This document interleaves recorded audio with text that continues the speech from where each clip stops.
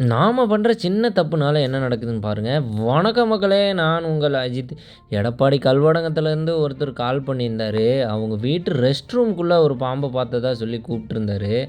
அங்க போய் பார்த்தோம். அவங்களும் அந்த பாம்ப புடிக்க பைப்பு வச்சு அந்த சாக்குல கட்டி புடிக்க ட்ரை பண்ணியிருக்காங்க. ஆனா அந்த பாம்ப புடிக்க முடியல. அங்க பார்த்ததும் அந்த பாம்பு இந்த பைப் வழியா தான் போணுச்சு அப்படின்னு சொன்னாங்க. நாங்க போய் அவுட்லெட்ல பார்த்தோம். அவுட்லெட்லேயும் அந்த பாம்பு தெரியல. கடைசியா அவங்ககிட்ட சொன்னது என்னன்னா, "ஒரு சாக்கு கொண்டாங்க. இத அடைச்சு தண்ணி விட்டு தான் புடிச்சாகணும். ஏன்னா இந்த பைப்பு நெடுவ போற பக்கமெல்லாம் பிரிக்க முடியாது. அதனால சாக்கு கொண்டாங்கன்னு சொன்னோம்." அவங்க சாக்க குடுத்தாங்க. அந்த பைப்ப அவுட்லெட் போற பைப்ப அடைச்சிட்டு, அதில தண்ணி ஒரு 5, 6 குடம் ஊத்துனோம். அதுக்கப்புறம் தண்ணி நம்புனுச்சு. ஆனா, அந்த பாம்பு அந்த வழியா வரல.